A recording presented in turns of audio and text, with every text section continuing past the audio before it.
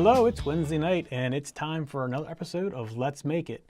We're going to have a little bit of change tonight. Last time on Let's Make It, I said I was going to talk about like reading sensors, things like that. I'm actually going to change up. After I thought about it, you can read the sensor, what are you going to do with the data? So actually, I'm going to tonight talk about LCD. So when we read the sensor data, we have somewhere to display it. So it'd be a little more helpful. You see I'm in the studio by myself tonight. I have the camera set up right here and I have an Arduino sitting down right here. And we're going to go through and show you how to easily use an LCD. In fact, it's so easy, I think it's more difficult to actually get it wired right. And the wiring is really simple too. In fact, I've actually done a schematic and I'm going to put it out in the show notes so you can download it and make sure you get it wired up just right. And you're going to see what I have. It's going to look a little scary when you first see it. And I'm going to explain a little bit of that and a couple of things I'm doing a little differently than the default Arduino configuration if you download the samples. And their wiring diagram for their samples, because the LCD I'm using actually is backlit. I was using a non-backlit LCD, and when I got in here in the studio, it was too hard to see with all the lights that are in here. So I went and got a backlit one and configured it, and it's actually pretty much, I'll show you the LCD. I'll pull one off and put the other one on. You'll see that they both work really simple. So let's go to look at the configuration, what we're going to be working with tonight. And let's see. Too fast at it. All right, so I'm going to zoom out here a little bit. If I can find a zoom, wrong way. And what you see here on the desk is an Arduino, and this is the Leonardo Arduino. We got this since our last recording, so I've been using it just to get familiar with it, and it really is not much different than used in the other ones that we've had. The thing you got to make sure is when you're writing code for it that you change in the configuration of the software which board you're talking to. It took me a little while to remember that, and I couldn't figure out why it wouldn't install and compile and install, and that's what it was. So what I have here off of this is wires going to a small breadboard, and I have a backlit LCD. So when I zoom in, you'll be able to see a little better than what it is right now. I also have with me right here the other LCD that I was using earlier tonight. But as you can see with the glare, it's a little hard to see what it said with all the lights that are in here. So I decided to use the backlight one just to make it a little bit easier to see. And I will put that on later on. You'll see I can pretty much swap them out. There is 2 additional components needed for the backlight. And I actually put that in the schematic drawing as well, just so you have a copy of it. So I'm not going to focus much on the Arduino tonight on the actual board. I'm going to focus more on the display and the code on the computer. So I'm going to zoom back in. While I'm doing that,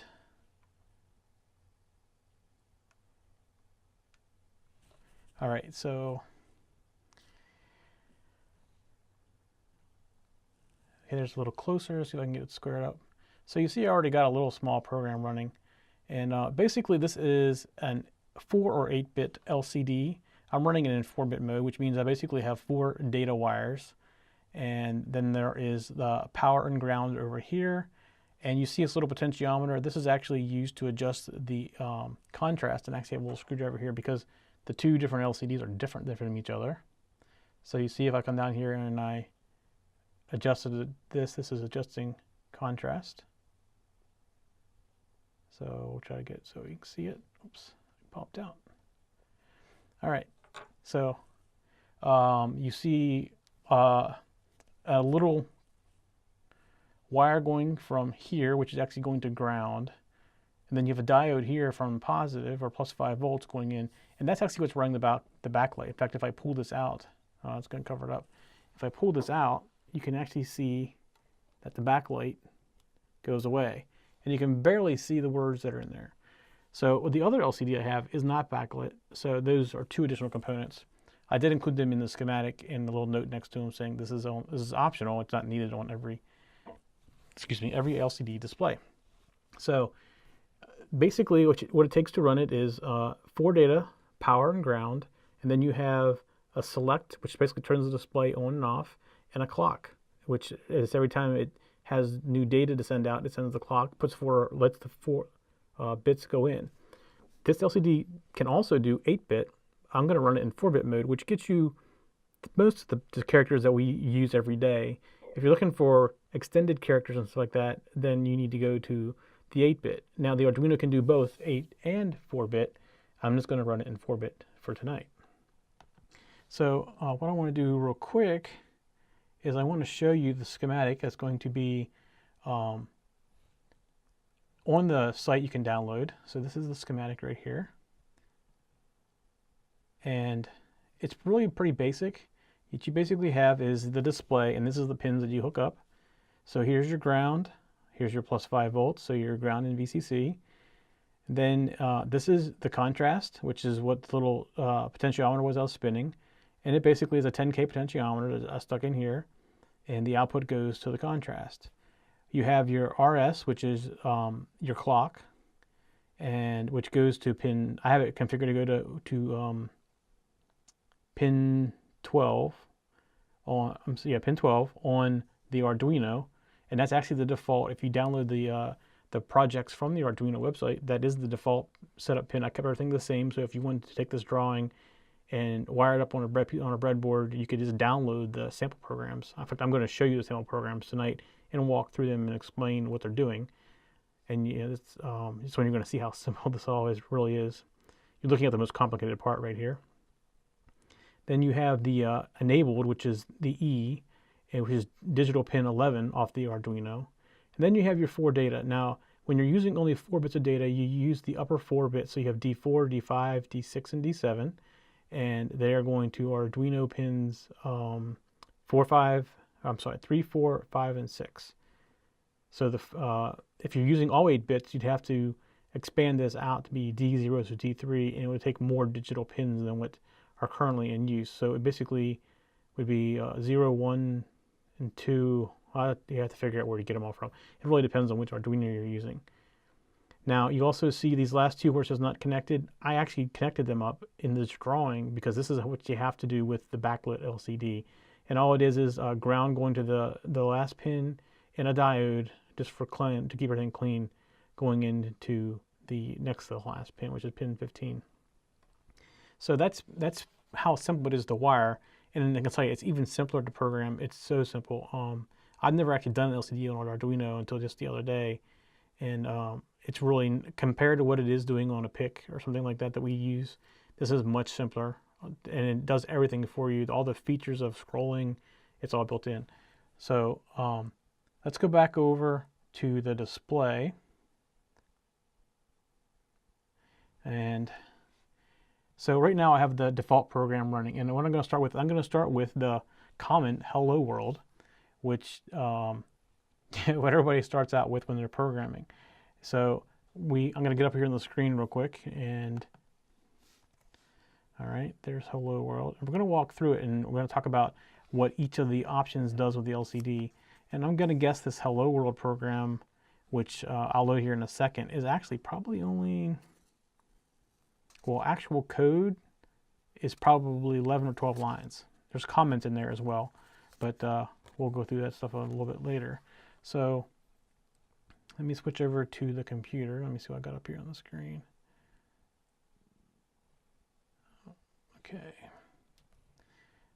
Okay, so let me make this a little bit bigger if I can. Go to my preferences.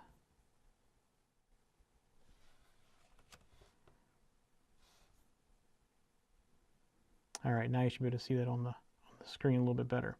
So this is actually the default Hello World program. It actually comes with the Arduino.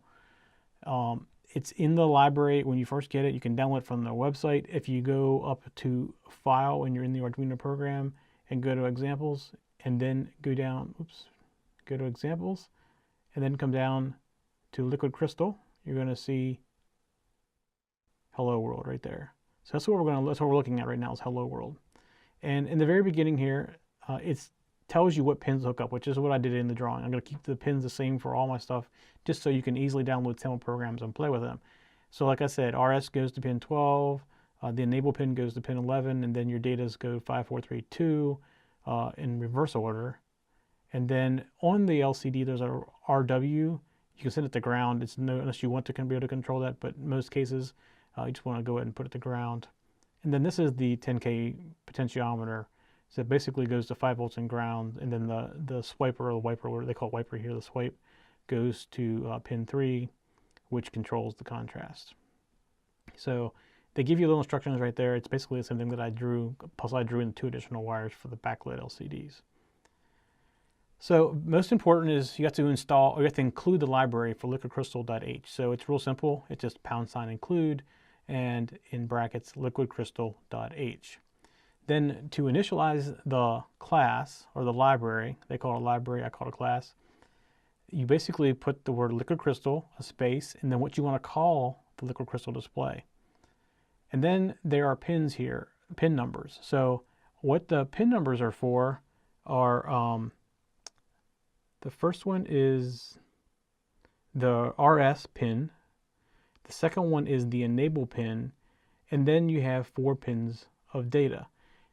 If you were using an 8-bit, you basically put in the same information and then you would include 8 numbers or 8 pin numbers here. So it's flexible. There's nothing else to do other than include 4 more pin numbers. So that initializes the library so it knows what pins to use for the LCD. Then in the setup routine, you got to tell the LCD what size it is. So you do lcd.begin and you tell it how many columns and then how many rows. Now I want to say one thing, that this library to me is backwards. I have a hard time keeping it straight in my head because normally you go row column. This goes column row, and you're going to see that the whole way through all of our examples that the first parameter is always column, second parameter is always row.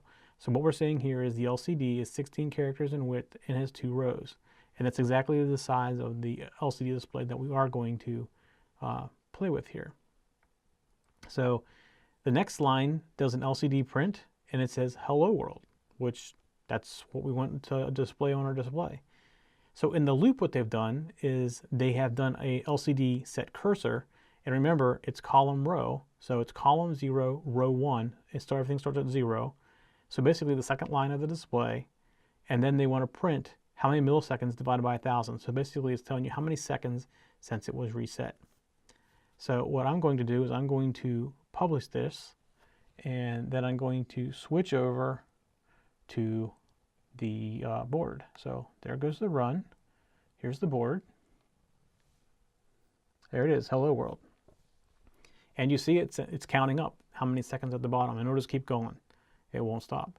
So that's what our little program, hello world program, does. And you saw it's very, very simple. You initialize the library, you tell it how big it is, and then you start to print. So let's go back and look at that real quick again. So here we are.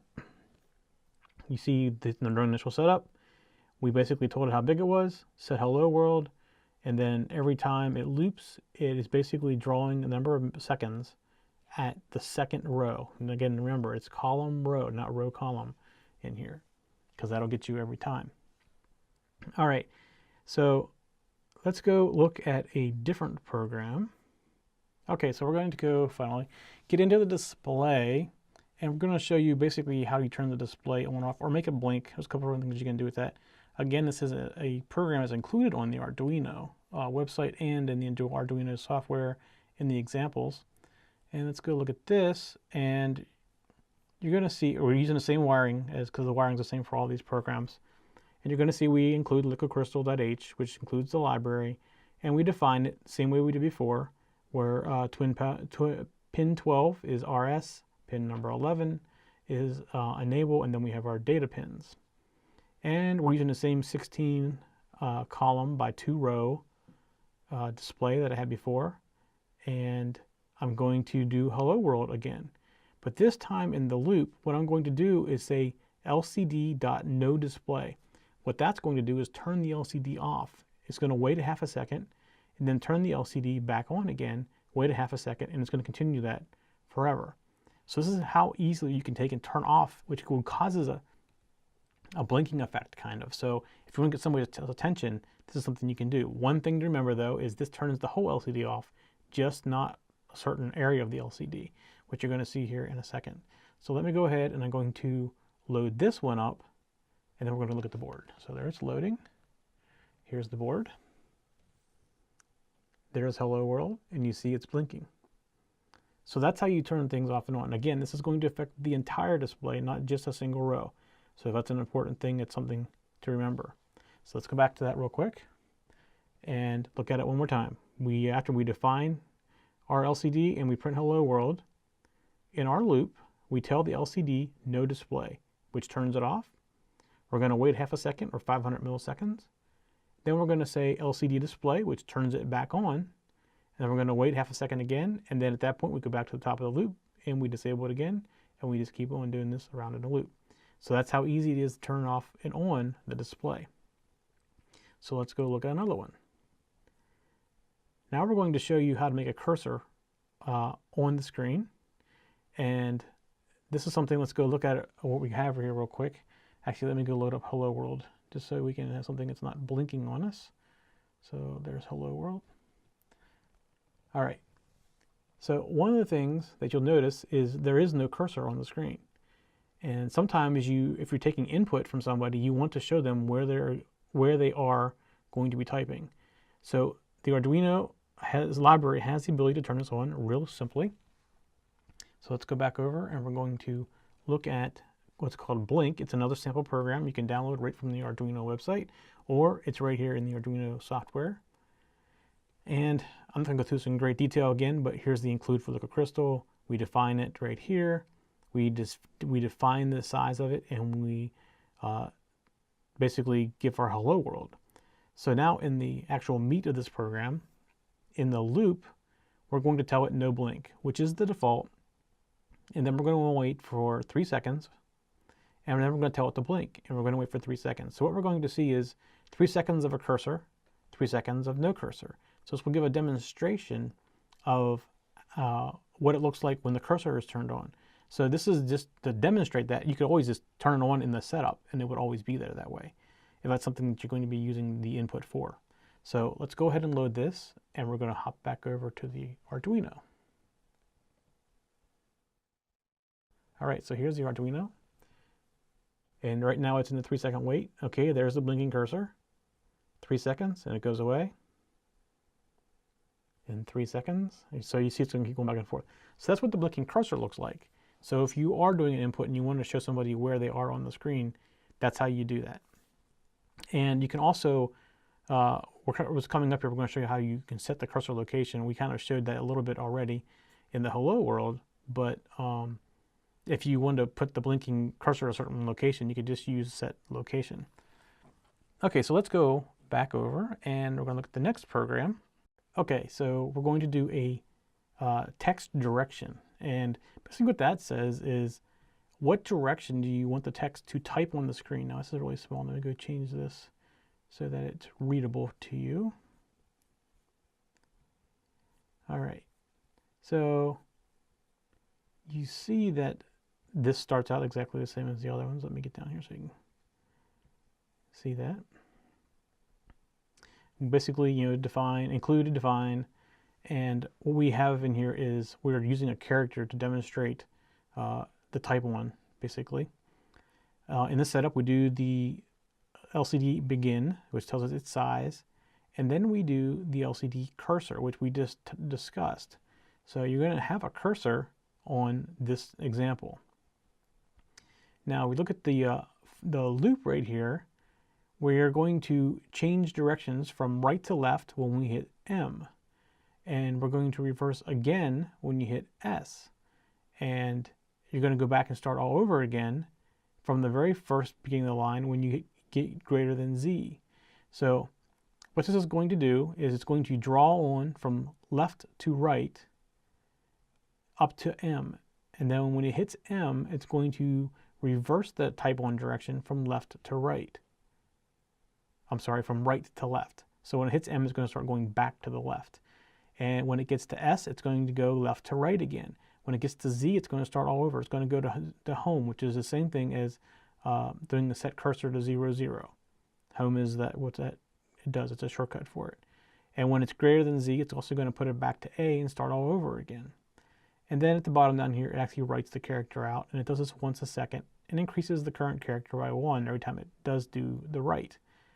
So I'm going to load this up real quick, and we'll come back to this and we'll walk through it one more time after you see what it does. I think that'll make it a little bit easier to understand. So let's go ahead and publish this, or push this out. It's uploading. It's done uploading. All right, there you go. So like we said before, when it gets to M, it's going to reverse itself. So J, K, L, M, now it's going to go back, N, and then when it gets to S, it's going to go to the other direction again. And then when it gets to Z, it's going to go back to home and start all over. All right, there it's home, and it's going to do it all over again. So let's go back. Now we see what it's going to do. Let's go back and look through the code one more time. I think it'll make it a little bit easier to understand exactly what it's doing. All right, so in the code, we have, I'm just going to focus on the loop section right here. And basically what it says is it's going through this loop. When it first gets to the loop, and the program first starts, we've already set this character equal to A. So it's not equal to M, so it's going to skip past that. By default, it always goes left to right. That's how the default for the LCD display is. For the LCD library, always displays left to right. So it's not going to hit this one because it's not equal to M. It's equal to A right now. And it's not equal to S, so it's not going to do this. And it's not greater than Z, so it's not going to do this. What's it going to do? It's going to write out A. Delay 1 second. It's going to make A equal to B and come back up here again. And again, we go through this whole loop and nothing happens. And we keep doing this the whole way up till we get to M. When we hit M, we're going to tell the LCD library that we want to now type from right to left. So we tell it lcd.right to left, and then we come on down, and it doesn't meet the other criteria here because it's equal to M. So the character is equal to M, it writes out M, makes it N, comes around again, and it's basically going to move the cursor to the left, and it's going to put out an N. And it's going to keep doing this, so N, O, P, Q, the whole way up to S. And when it hits S, what we want to do is we want to turn it back to left to right, and echo out S, and it's going to go T, U, V, W, X, Y. But when it gets to Z, it's going to go to the whatever's above Z, which I think is capital A, I think. And when it does that, it's going to say, well, you're above the lowercase z, so I want you to go home, which is 0, 0. Then I want you to make this character equal to A. And then it comes down here and writes out A. So it starts at the beginning again. And it goes through this loop forever, for as long as we let this thing run. Just to demonstrate the two different directions you can type onto the screen. All right, so let's look at the next one.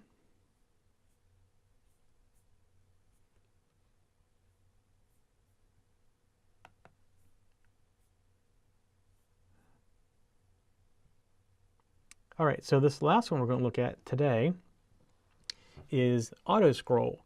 And this is an interesting one because it allows, when the page gets full, basically to loop or to scroll left to right.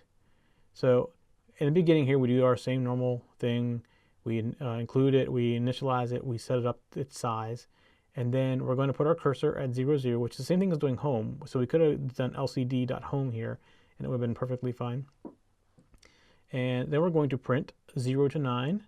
So we're going to print the character out 0 to 9, and we're going to delay, and then we're going to change the cursor position to the second row, the 16th character, and we're going to do 0 to 9 again.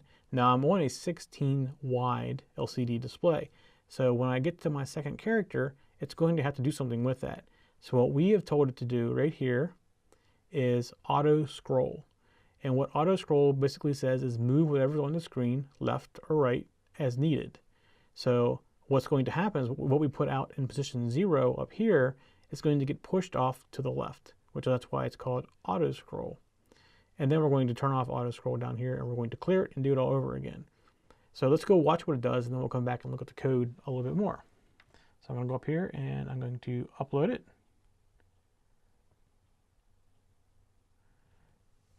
All right, let's see here.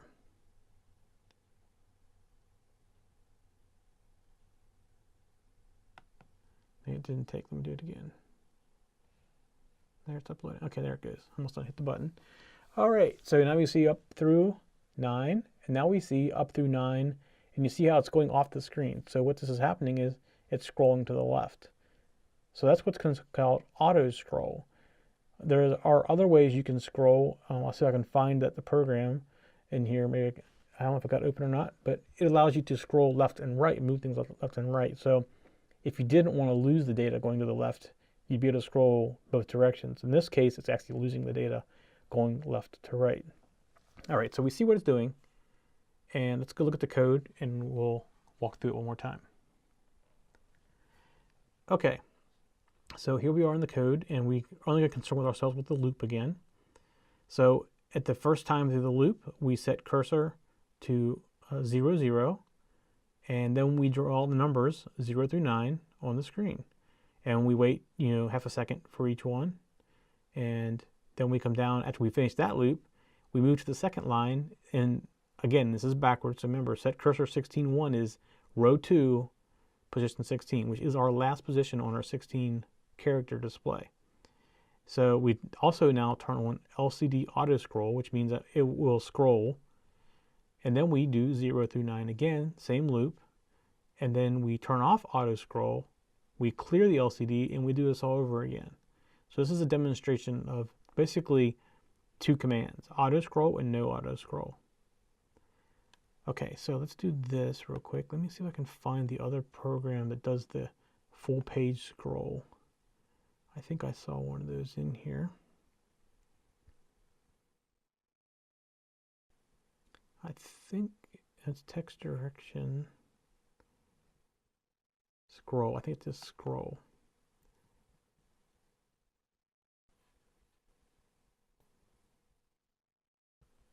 Let's see what this program does.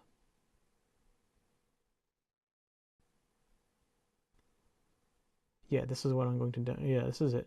So this is actually telling it to scroll display left, and what it does is it scrolls at 1 position left.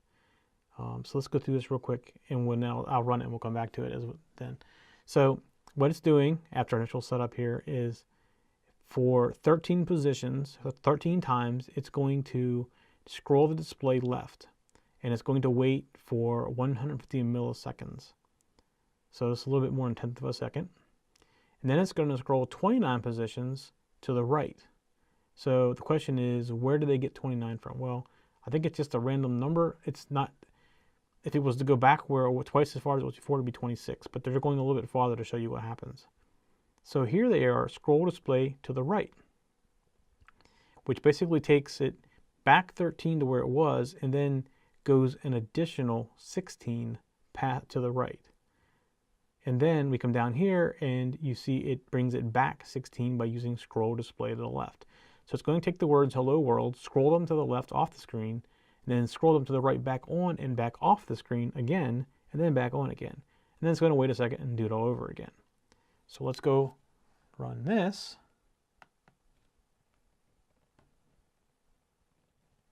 All right, there you see hello world. You see it's scrolling off to the left, scrolling back on to the right, off the screen, and then back to the beginning again. Then it's going to sit here, it's going to wait for 1 second, and it's going to go back and it's going to do that all over again. So this is how you can scroll the whole page, and you're not losing data when you do this. So if your page is bigger, you can scroll left or right and not lose, like the auto scroll where it was taking it off to the left edge. Okay, so that is pretty much all I was going to cover this week on LCD. There's plenty of resources out there that are online and also that come with the Arduino. So go out and download those, or if you have the Arduino software, it's right there in your examples. Now, one of the things I want to talk about a little bit is we're going to do more with displays probably later on. These are basically text displays. They're not fancy or anything like that, but there are other displays that we have here, and I actually got a couple of them with me. It's a little bit bigger display. This is still just a text display. It's a 4-line text display, and we'll play with that some as well to show you 4-line. And then there are graphical displays, which are like this, even a little bit bigger, but these do more than text. They can actually do pictures and other things as well. So we're going to play with some of those as well.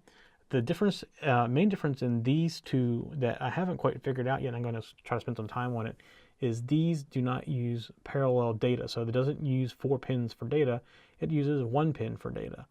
In fact, if you look on the back of this one, this is the text only one. I have 4 pins on the back. They're right here. Actually, let me go to the camera and you can see. You can see right here on the back, instead of having all those pins, I have 4 pins, and I have ground, I have VCC, I have SDM, and SDA, and SCL, which basically is data. So data and clock, and power and ground. So I have 4 pins that I transfer my data across. Now, I experimented with this a little bit, and it's not as simple as it seems it would be. The libraries in the Arduino that come with the Arduino appear to only support parallel. I haven't quite figured out exactly if there's another library or if I have to create a library, so I'm going to experiment with that some. I also did not find any libraries for dealing with graphical LCD displays. So that's another thing that should be fun to play with. Some people may already have a library out there. I just haven't found it yet. And to be honest, I haven't really gone and looked for it real hard yet either. So that's something that I'm looking forward to playing with in the future. Now, the other thing I want to show you is, in the simplicity of this, was I had this other display right here that I said I used when I first came in here, and it was a little glary. So I want to show you that if you get these types of displays that are the parallel, the 4 and 8-bit displays, they are pretty much interchangeable. In fact, this is a display that actually came from one of my PIC test projects. So this actually wasn't even designed to work with the Arduino, and it just plugged right in and worked right off the bat. So it was real simple. So what I'm going to do is I'm going to turn the camera back on the Arduino and tell you a little bit what I'm doing to show you how simple it was to just use another LCD display. All right, so here it is, and I'm going to first of all disconnect the power from the display backlight, because this other display has no backlight. So I pulled that off, and I have a jumper pin right here. I'm going to go ahead and stick it in.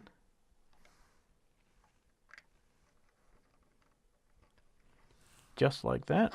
And then I'm going to plug this in.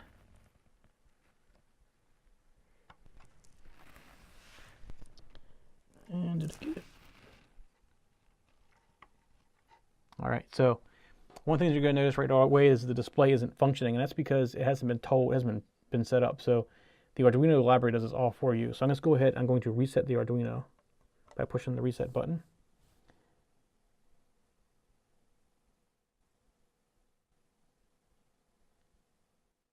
And there you go. I'm not sure you can see that on the camera or not because of the glare, but it says hello world and it's doing its little scrolly thing. So actually it doesn't look really good with it scrolling. It doesn't, the LCD, most of the LCDs don't look real good when they scroll like that. But you can see that is the hello world program that we were just playing with. So that's how easy it was to change out the display. Different manufacturers. One of them I have had for a long time. Actually, the one's on here right now I've had for a long time. When I was first learning PICs and how to program displays. The backlight one, I haven't had that nearly as long. In fact, it's probably not even a year old yet. But it is truly interchangeable. These LCD displays are pretty common and very neutral as far as their design. They all pretty much follow the same pinouts on the back and everything. I mean, it doesn't. If you find one that's parallel, you're probably going to find it works okay. I have another parallel one that I can't find. I was looking around for it, but it actually is a 4-line display. And if I find it, I may just go ahead and try it real quick and see. Unlike this other 4-line display, this one right here, that's serial, it should just plug in and work. And with the PICs, you can pretty much swap them out. The pins match up and everything. So I may see if I can try to do that. And if I can find it around, I will maybe do a little short video and just show you it to you working. So that was pretty much all I wanted to cover this week. Not a very long one, and actually it's a very fun one for me.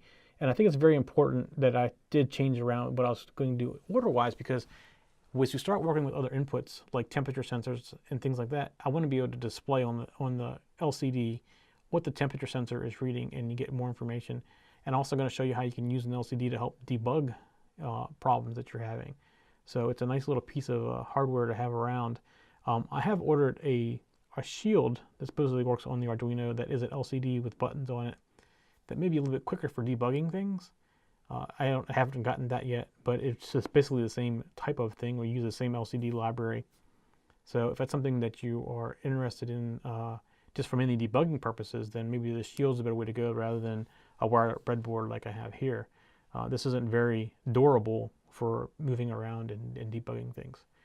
So a couple of housekeeping things. We record this show on Wednesday nights, typically about 7 p.m. If you get into the live stream, you get a little bit early. We're going through sound checks and checking everything out, making sure all what we had planned on still does work, and things like that. So, and you can join the chat room, which I have people in the chat room tonight. Kind of making fun of me earlier as I was going through having some problems with a computer. So would love to see that, and you can ask questions in the chat room. So far I haven't had any questions. If I did, I'd be answering them right now.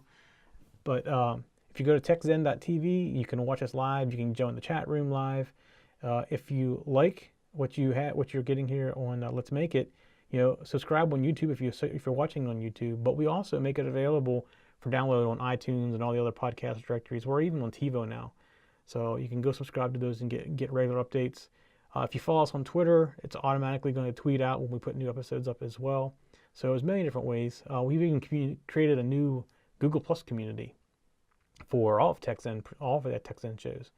And speaking of all the shows, we have other shows, and we're adding more all the time. So come visit us at techzen.tv and check out the other shows that we have online as well. We'd love to get you on and interactive in the community with all the other shows that we have. They're all obviously by the name of the domain TechZen. They're all technology shows, or technology related shows, I should say.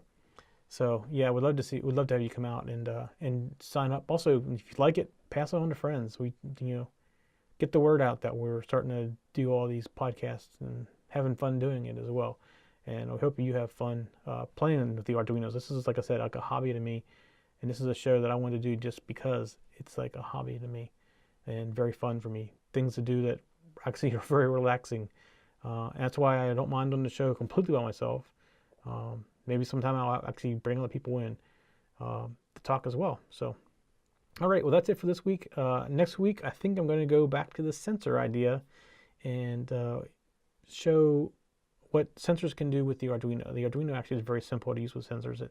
It's amazing how simple a lot of things to do on the Arduino are.